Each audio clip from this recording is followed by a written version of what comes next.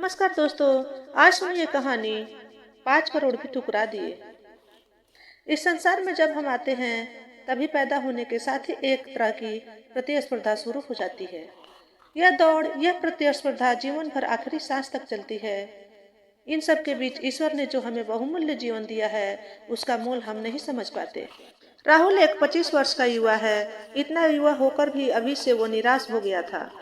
उसे लगने लगा था कि वो जीवन में कुछ नहीं कर पाएगा। उसके साथ के दोस्त अच्छी नौकरी करके सेटल हो गए थे। राहुल की एक छोटी सी जॉब थी, वो भी छूट गई थी। राहुल अब एक नई जॉब की तलाश में भटक रहा था। हमेशा वो निराशा में ही मन ईश्वर को शिकायत करता कहता, उसने किसी का बुरा नहीं किया, ना ही चाहा, फिर भी उसके साथ यह हुआ। वो परेशान है, भटक रहा है। जॉब के लिए वो लोकल बस में सफर करता था। चेहरे पर निराशा ही रहती थी, ना अच्छे से किसी से बात करता। यूं तो बस में कई लोग जाते थे, लेकिन एक विशेष इंसान उस बस में रहता था जो सभी का ध्यान अपनी ओर आकर्षित करता था। वो युवक लगभग 35 वर्ष की उम्र का था। वो व्यक्ति रोज विंडो सीट पर बैठता था और अगर इसे विंडो सीट नहीं मिलती तो वे जो भी विंडो पर बैठा रहता उसे रिक्वेस्ट करता कि उसे विंडो पर बैठना है। व्यक्ति बड़ा अजीब था। रंग बिरंगे कपड़े पहनता था, हाथ में 7 कलर के बैंड पहने था। बस में बड़े जोश में रहता था। उसकी आंखें बाहर खिड़की में ही देखती रहती थी और कभी कभी तो देखते ही देखते वो खुश होकर अपनी सीट से उछलता भी। बस में कोई उससे खुश होता तो किसी को परेशानी भी होती, लेकिन उसे कोई फर्क नहीं पड़ता। वो हमेशा खुश रहता। सभी ने उसका नाम रंगीला रख दिया। एक दिन वो बस में चढ़ा तो राहुल को उसने रिक्वेस्ट की कि उसे खिड़की पर बैठने दे। राहुल उसे उतने दिनों से देख रहा था, इसलिए वो उसकी आदत को जानता था कि वो हमेशा किसी न किसी से रिक्वेस्ट करता है। राहुल 2 सीटर पर बैठा।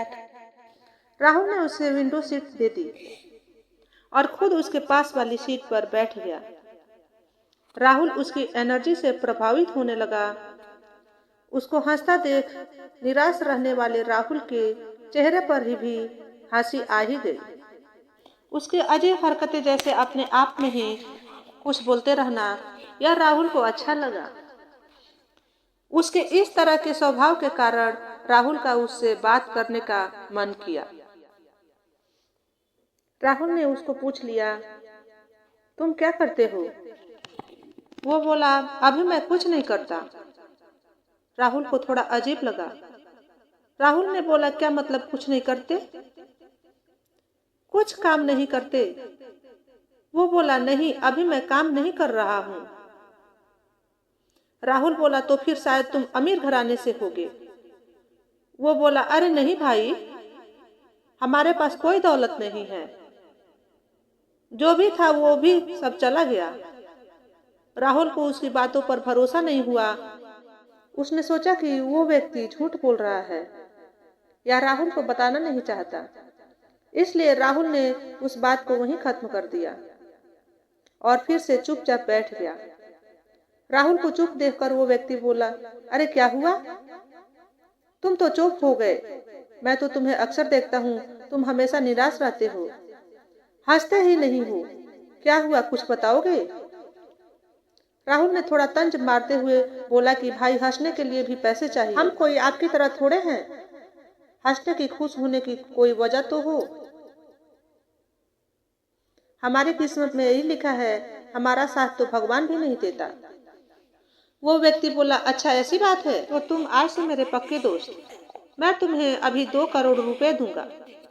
राहुल ने उसकी इस बात को हंसी में उड़ाया। वो फिर बोला, सच में दूंगा, लेकिन मेरी एक शर्त है। 2 करोड़ के बदले क्या तुम मुझे अपनी आंखें दोगे? राहुल को यह सुनकर बड़ा बुरा लगा। बोला, क्या बकते हो, पागल हो क्या? वो फिर बोला, अच्छा चलो 5 करोड़ आप देंगे। राहुल ने कहा कि अब तुमने बकवास की तो मैं यहाँ से चला जाऊंगा। वो व्यक्ति बोला, अरे भाई बुरा मत मानो, समझो तुम 5 करोड़ तो क्या कितने भी पैसों में अपनी आंखें किसी को नहीं दोगे। मतलब तुम्हारी आंखों का कोई मोल नहीं है, यह अनमोल है और ईश्वर ने यह तुम्हें ऐसी ही दी। ना सिर्फ आंखें बल्कि तुम्हारी हर चीज अनमोल है, तो बताओ फिर तुम गरीब कैसे हुए। राहुल अब व्यक्ति की बात को सुनने लगा। उस व्यक्ति ने बोला, सोचो अगर तुम्हारी आंखें नहीं होती, तुम कुछ देख नहीं सकते, तो क्या करते। राहुल बोला, मैं कैसे भी करके अपनी आंखें मांगता। व्यक्ति बोला, ईश्वर ने तुम्हें सब दिया, उसका धन्यवाद करो। मैं भी अभी तुम्हारी तरह ही सोचता था, फिर आज से 7 साल पहले एक बीमारी की वजह से मेरी आंखें नहीं रही। बस मुझे तब एहसास हुआ कि मेरे पास इतनी अनमोल चीज थी जो ईश्वर ने दे दी थी और मैंने उसकी कद्र नहीं की। बहुत सालों बाद मुझे अब आंखें मिली।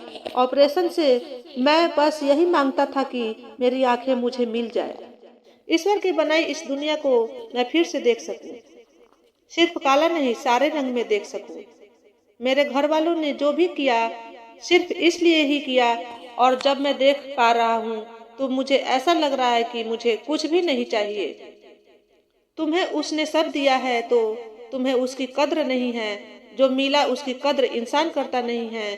देखो कितनी खूबसूरत दुनिया है और तुम इसे देख सकते हो, काफी नहीं है और क्या चाहिए। उस व्यक्ति की बातें राहुल के दिल तक चली गई।